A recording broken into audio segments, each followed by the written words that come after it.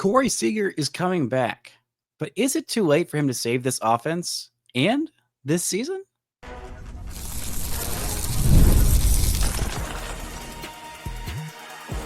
You are Locked On Rangers, your daily Texas Rangers podcast, part of the Locked On Podcast Network, your team every day.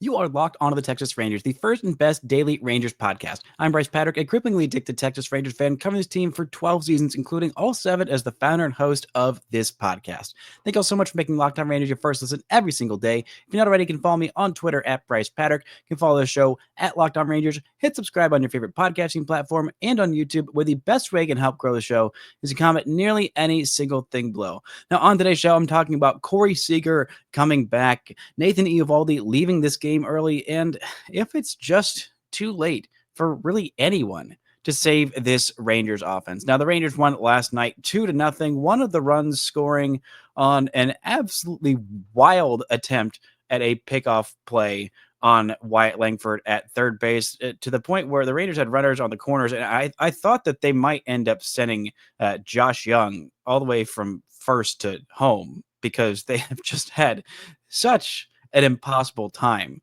hitting with runners in scoring position. But the one hit they had with runners in scoring position was Josh Young, a really good bit of hitting on the 6th pitch of an at-bat against a right-handed slider, just pokes it into the outfield with runners on the corners, and then makes it runners on the corners yet again. The Rangers scored 2 runs in the bottom of the 8th inning, and the Rangers shut out the Blue Jays, who might be the only offense who is having a harder time hitting with runners in scoring position than the Texas Rangers. The Rangers were 1 for 6 in this game, and the Blue Jays were 0 for 10. Whew. I thought this offense was bad, and it is. But at least it's not as bad in clutch situations as the Toronto Blue Jays were last night. But this offense is getting a huge boost with Corey Seager returning from the IL tonight, Wednesday, as you are listening to this. They are fully expecting him to come back and DH, at least in this game. The Rangers will hopefully give some more time off to their catchers, who have just not. They've been doing a lot of the DHing and not doing a whole lot of the hitting part of that designated hitting. The Rangers will obviously keep Josh Smith in the lineup for at least a little while at that shortstop spot while they are getting Corey Seager fully back. He is healthy enough to go back to hitting. The Rangers need his bat desperately, but at this point in the season, I mean, if the Rangers going 1 for 6, the Rangers scoring, they weren't particularly great at bats either. A lot of strikeouts, including 3 by Jake Berger with runners in scoring position. Not exactly ideal. A bunch of weak pop-outs, a bunch of unproductive groundouts and flyouts and all that. And against a starting pitcher who's not been good this year. Bowden Francis has not been good this year by any stretch of the imagination. This is the first time all year that he has not allowed a single run in any of his outings. He's allowed multiple in all but 1 of his starts this year. The only one that he didn't allow multiple runs was a 6-inning 1-run start against the Seattle Mariners in Toronto. He's not a guy who strikes out a lot. This is a season high in strikeouts, a season low in walks, nearly a season high in innings. Actually, no, because he had a couple of starts where he had 6 innings, but still, this was not a good pitcher. Heading in this game, he had a 5.5 ERA. He went 5 innings, 1 walk, 3 hits, and no runs allowed against this Rangers offense. And it was just another lackluster showing. I said this on the show that I did last week with Stacey Gotsulias of Locked On Yankees. You know, if you meet one jerk on the street on a given day, then you probably just met a jerk. If everybody you meet all day long is a jerk, then you're probably the jerk. And if your offense faces one pitcher who's having a great day and has the best game of his season, then you probably had faced a guy on a good day. But if everybody you're facing is having career best days or season best days or slump busting days against your offense, you're a bad offense. That's what this is at this point. I don't know what more to make of it. One bat is not going to change this lineup. I don't care if Corey Seager is hitting like 2025 Aaron Judge. He alone is not going to fix this offense. It's still a bad offense, even with some quality at bats, some quality things done right. And Marcus Semien got robbed of a couple of hits in this one. I mean, the Rangers all over got robbed by some pretty good defense by the Blue Jays, but still, eventually, you got to figure it out. I don't think this team is going to. And at this point, I'm just kind of giving up on this season of expecting this team to do anything, to fix anything, to this offense, to not be terrible. I mean, that's what's going to sink this team. It's what sank them last year. The pitching staff was fine enough last year. The bullpen was terrible last year. It's decent this year, maybe even good at this point. We'll talk about this bullpen and Jake Latz, who absolutely deserves his flowers in the second segment of this show. But this offense, I'm done thinking it's going to turn around. It's just awful. It's just awful. It's not getting better. Everybody's cold at the exact same time. The second someone starts heating up, they immediately cool off. Josh Young has been the most consistent hitter in this Rangers lineup, and he had some good at bats today. Langford has been kind of up and down, mostly down as of late, as is everybody. Jake Berger had been the hottest hitter on this team. He went 0 for 4 with 3 strikeouts in this game and had some of the biggest opportunities for this Rangers squad, and he did not do his job. He did not hit in this one. Nobody really hit in this one outside of the one good bit of hitting by Josh Young. And heck, even when the Rangers had some opportunities and were given some gifts defensively, that they could have scored more. Heck, one of the only base times that a runner reached base with a runner in scoring position was Jonah Heim, who reached on an error and a ground out, and Alejandro Ozuna and his aggressiveness just made a completely boneheaded mistake. Runner on second, 2 outs. Jonah Heim hits a ball to the third baseman who bobbles it. And for some reason, Alejandro Ozuna is trying to go to third on that play. You stay there. You stay there. Even with 2 outs, you stay at the base if it's hit to the left side of the infield, because you're just going to be out. And he took a bit too wide of a turn, and he was out. It was just boneheaded. The Rangers even got picked off of first base, and Josh Smith, who finally snapped a 0 for what felt like a billion at this point. He has been in a really rough way the last 3 weeks, and he gets picked off, and the Rangers can't, mount that into anything. It's just, I don't understand watching a Texas Ranger team that can't hit. I really, it is breaking my brain. It is breaking my love of this game. There are things that this team does well. There are a lot of things that this team does well. Heck, right now, they're not that out of it. Theoretically, if at some point this offense could just all remember how to hit, or remember that at some point they knew how to hit something. But they're 27 and 29. They're less than 5 games out of first place in the AL West. It's not an unthinkable thing that this team could make up that ground in the remaining 100 plus games. That's absolutely doable. With how good this pitching staff has been, it's absolutely doable. But this offense, it's just bad. It just stays bad. It keeps getting bad. It keeps getting worse. I don't know what's going to fix it. Jock Peterson's going to be out for a minimum of 6 weeks. Maybe that time on the IL will help him reset his brain of just remembering, oh yeah, what if I just hit the baseball good? And then this offense can be just better. And getting a guy like Corey Seager back, it does make everybody better. It puts less pressure on everybody to be that one guy, to be the main guy. I think Langford has been putting a lot of pressure on himself. I think everybody has, but especially Langford, because right now he's the best hitter in this lineup. And that's a lot of pressure to ask for a 23-year-old who spent all of 5 minutes in the minors, and this is his second big league season. It's a lot of pressure to ask that guy to lead your offense on a team that has World Series aspirations and legitimate aspirations that are not unfounded. This is the offense that was the best offense in baseball in 2023. Well, maybe the Braves were a little bit better, but an offense that was good enough to power this team to a World Series championship. This is the same core. This is very much mostly the same team. And I don't understand how you can fall off that bad 2 years later. Nearly everybody falling off 2 years later. Marcus Semien has a sub 500 OPS. We're more than a third of the way into the season. How does that happen? How does this offense keep staying bad? And I know they won last night, but they earned one run. They were gifted another.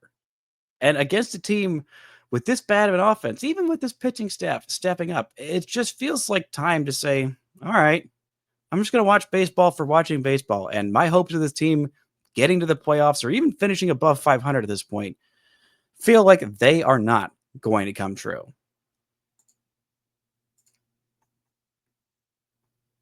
This show is brought to you by Monarch Money. You ever check your bank account and wonder, where did all my money go? Between dining out, online shopping, and entertainment, it's easy to lose track. That's where Monarch Money comes in, your personal CFO, giving you full visibility and control over your finances. Monarch Money isn't just a budgeting app, it's a complete financial command center. You can track all your accounts, investments, and spending in one place. So you stop just managing your money and you start building wealth. When I started using Monarch, I was seeing how much I was spending on Taco Bell and ordering in of stuff. I mean, I was just like, wow, this is crazy how much I'm spending here. And because of all of this, instead of juggling multiple apps, I can use Monarch to check my finances, track spending, and even plan long-term goals. So take control of your finances with Monarch Money. Use code LOCKEDONMLB at monarchmoney.com for 50% off your first year. That's monarchmoney.com, code LOCKEDONMLB for half off your first year. Shout out to the Everydayers for making Locked On Rangers your first listen every single day. On tomorrow's show, I'll be back and hopefully talking about a 5-homer game by Corey Seager and this offense scoring 117 runs and everything being hunky-dory. Probably not, but whatever happens, I will be talking about it here on Locked On Rangers. Now, let's look at this pitching staff. What a day for the bullpen. Nathan Evaldi leaving this game after 2 innings. I was in a full-on panic, not just from that, but also from the Dallas Stars doing frustrating things in the playoffs. Only to watch this. I wish I could watch this team do frustrating things in the playoffs, or at least make it to the playoffs. But if the bullpen holds up like this, maybe even with this terrible offense, this team has a shot. Nathan Evaldi leaves after 2 innings with, at that point, no announcement of what the heck happened. I thought, well, he's disappeared into a black hole, never to be found again.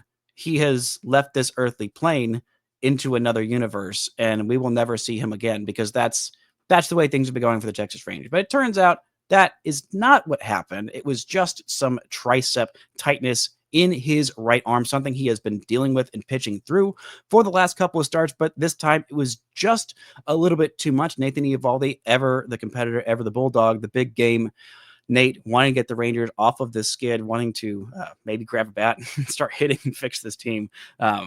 Wanted to go back out there, but Bruce Bochy said, we are not risking it. There is no way at this point in the season, with how good Nathan Evaldi has been, we cannot risk putting him and his health in jeopardy. They do not think that he is going to miss any time. No IL stint will be necessary. His next start will be the first game against the Tampa Bay Rays. In that series, he will be pitching on 6 full days rest. They'll reevaluate him in a couple of days and see if he needs to be pushed back. But at this point, thankfully, it looks like a bullet dodged. Would have rather seen more innings from Nathan Evaldi and see him dominate. But watching this pen after a brutal weekend in Chicago, a truly abysmal weekend by the bullpen writ large. I mean, everybody in this bullpen, outside of Chris Martin, he's on the IL, so he couldn't have bad outings. But everybody else in this bullpen was very much to blame for an awful weekend in Chicago. And in this game, my goodness, did they step up. What an outing for them. They were also pretty darn good on Monday's game, stepping up and holding the Blue Jays offense down, which, again, this year has not been particularly difficult, but they freaking did it. Coming in a jam like Jacob Latz and pitching 3 shutout innings. Fantastic. Absolutely fantastic. Your ace on the hill. You do not expect to come into the game in the 3rd inning. And what does he do? 3 innings, 4 strikeouts, 2 walks, 2 hits, works around all those base runners, lowers his season ERA to 3.38. Then in comes Sean Armstrong. He pitches an inning and 2/3, does not allow a hit, but does allow a pair of walks, no strikeouts for him. And then on comes Homie Miller to get out of that inning. On comes Luke Jackson. He pitches 1 shutout inning of work, strikes out nobody. And then the new closer, Robert Garcia, he is in that role entrenched. I love seeing him in that role. I'm glad that the Rangers have a guy who I can finally trust back there in the 9th inning. No offense to Luke Jackson, but he has been the worst win probability added pitcher on this Rangers staff. Honestly, the worst win probability added by that statistic player on this Texas Rangers roster with how many blown saves he's had. He got credit for the win in this one. He was 0-4 on the season in his record. Now he is 1-4. Finally dropped that ERA down below 5. But again, with him and the lack of strikeouts and the amount of walks and the amount of home runs that he had given up, he walked one in this one and also hit a batter. So he got himself into a little bit of trouble. He got out of it because this Blue Jays offense has been so horrendous. But Robert Garcia coming on and getting the save, striking out 2 in a perfect inning of work, including a really, really tough strikeout against one of the best hitters in the game in Vladimir Guerrero Jr., where he was getting hosed on the zone yet again. I mean, a ball 2 or ball 1, I should say. Pitch number 1 was a fouled off changeup. He threw 3 changeups to Vladimir Guerrero Jr. He fouled off the first one on the first pitch. Then he swung through the second one and swung through the third one as well. But the second pitch that he threw, he was up 0-1 in the count. It was a fastball completely in the zone that for some reason was called a ball, despite literally the previous half inning, Jake Berger getting rung up on strike 3 on a pitch that was at least an inch off the plate inside and should not have been strike 3 called, with a runner at third base. But alas, he did not care. It did not matter who was in blue behind the plate. Robert Garcia has been exceptional so far this season. And this bullpen, it's not a great bullpen. It's just not. But it's a fine bullpen. It is a better bullpen than last year. It is a deeper bullpen. There's nobody in this bullpen right now who, when they go out there, I say, okay, well, that's a loss. That's an easy loss. They're going to give up multiple runs, and this is going to be horrible. I mean, right now, the most high-used leverage reliever that has the worst ERA is Luke Jackson, and he's fine. It's not great. He's had some issues for sure. If he's pitching in more lower leverage situations, I think that would be helpful at this point. And the good thing about this bullpen and how it's constructed, outside of Robert Garcia, really, all these guys are just 1-year contracts, just 1-year blow money contracts, to where if they're terrible, then you could just ship them off. And if the Rangers do get to the point where they're at the midpoint of this season and they know, hey, we're out of it, this is not happening, you can start to look to pull the plug. There are guys that you can very easily ship off for a decent prospect haul. I mean, if Luke Jackson starts figuring out, maybe he's one. But Hobie Milner has pitched incredibly well this season so far. Chris Martin has pitched incredibly well this season so far. Sean Armstrong has definitely had some moments where he has looked very, very good. He's on a 1-year deal. Jacob Webb has had some moments where he's looked good, some moments where he's looked not very good. And so the Rangers will have some options if they get to the trade deadline and they're just out of it, which seems likely at this point. But it's just been very, very helpful to see this bullpen be at least fine. I think this is a great way to construct a bullpen. I think overall that Chris Young did a good job. I mean, you look at some of the other guys that he could have signed, and well, I think going scattershot was the right choice. I mean, it was definitely the right choice, the right allocation of resources, because everyone was screaming for Kirby Yates. Well, he's got a 4.34 ERA. He's striking out nearly 15 per 9, but he's allowing a homer and a half per 9. He was allowing basically 0 home runs all of last season. And also, by the way, he's on the IL. So all of that screaming for him, or maybe for David Robertson, who, by the way, he's retired. He's not coming back to pitch. He's not signing with anybody because he doesn't want to sign with anybody, because he doesn't need to sign with anybody. He's also, I believe, 42 years old at this point. That's time for a baseball player to be able to go and spend some time with their family. But again, what a freaking day by Jacob Latz and this bullpen. Just having this depth of the pen to step up when Nathan Evaldi goes down. I mean, Evaldi has just been so darn good so far this season. He's got a 1.56 ERA, and he even pitched himself out of some really tough jams in this one. Look at his last 7 starts, his last 7 games. He has a 0.70 ERA, 0.70 ERA in 38 2/3 innings, 42 strikeouts, 8 walks. The walks have kind of come back for him as of late. Having one walk in 2 innings in this one didn't really help that. But even with this 2 inning start, his last 7 starts, he's got averaging over about 5.5-ish innings per start. He has been such a durable workhorse for this Rangers staff. He has been the best pitcher on this Rangers staff. It's not really close at this point. I mean, Tyler Mahle has been very, very good. Jacob deGrom has been very, very good. They've had some help from great starts from Jack Leiter, from Kumar Rocker occasionally, not as frequently. We'll talk about him in just a second. And Patrick Corbin has stepped up and done way more than I thought possible. But this bullpen stepping up in such a big way to help out Nathan Evaldi and at least get this win, stack this win while you are playing teams that are not good. Take advantage, and especially take advantage when your bullpen is humming like this. Coming up, we're going to talk a little bit more about what this offense will look like with Corey Seager coming back and what dramatic moves the Rangers could make at this point. Are there any left to fix this offense? Talk about that and more right after this.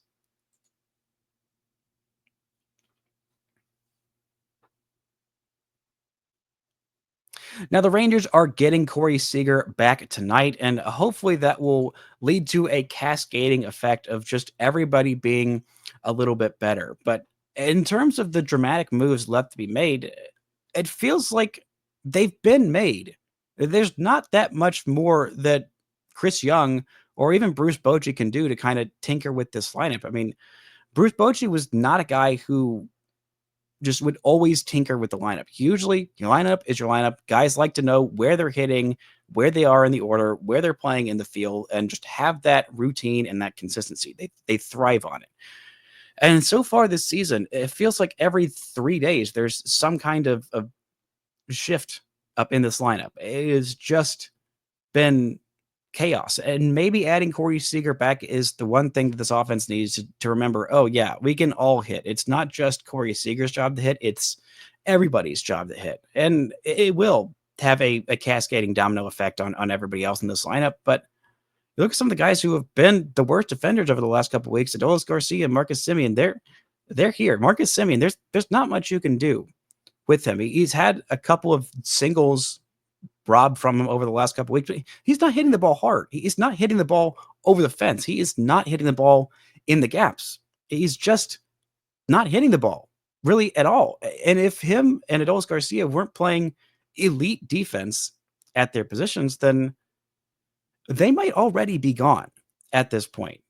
But if they were gone, that brings in the other point of who's next. There's no next, really. This is the team. And for all of those who are crying, oh, the Rangers have a top prospect. What are the top prospects in all of baseball? He's in Double-A. Go get him. Absolutely not. Do not go get Sebastian Walcott.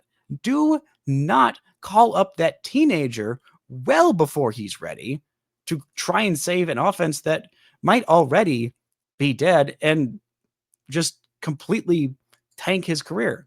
Some of you might not remember a guy named Anderson Tejeda, not Alejandro. I have too many Alejandros in my head. If you remember Anderson Tejeda, you remember him being called up in 2020. One of several players that the Rangers called up at the end of 2020 when they were completely out of it. And we're very sure that, oh, this is actually a bad team. We did not realize that heading into the season. Well, let's give some young guys a chance. And Anderson Tejeda was a guy who did not walk a whole lot. He was very much a free swinger. He had a lot of power. He had an absolute bazooka launcher of an arm at shortstop. And he struck out a lot. And he did that a lot at high A, which was the highest level that the Rangers had him play at before he made his major league debut.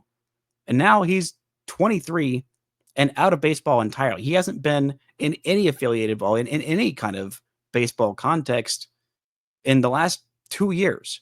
It took basically 3 years for him to go to the big leagues, called up prematurely, to all the way out of baseball. You might also remember Rougned Odor, who was called up in 2024 or in 2014 when the Raiders had an absolutely horrible rash of injuries and just a truly terrible season. And Odor, he had a little bit of success. Both him and Tejeda had a little bit of success at the big league level, to the point where when they got sent back down, or when they were thrust into roles that were less spotlight, less pressure, it was hard for them to make those adjustments because they had just a taste of success at the big league level. And so they thought, okay, well, if I did this to succeed at the big league level, why would I change anything? Why would I go away from what was landing me that success?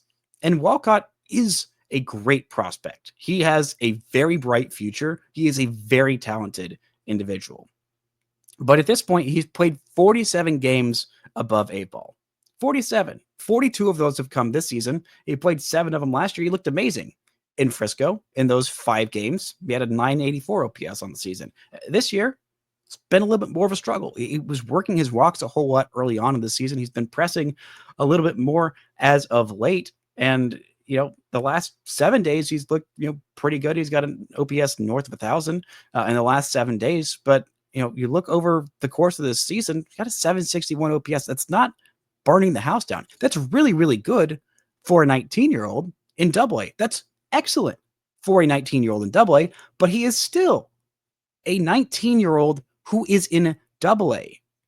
Him getting called up to the big leagues would be jumping way, way faster than he's ready. Now, he's got excellent makeup. He's got a good head on his shoulders, a little bit more positive reports on his makeup than Anderson Tejeda. Not that Tejeda had bad makeup by any means. And he does have more at bats, Sebastian Walcott, that is, than Tejeda or even Leo Taveras at that point, or Sam Huff, at that point. And 3 guys who they called up a little bit prematurely in 2020.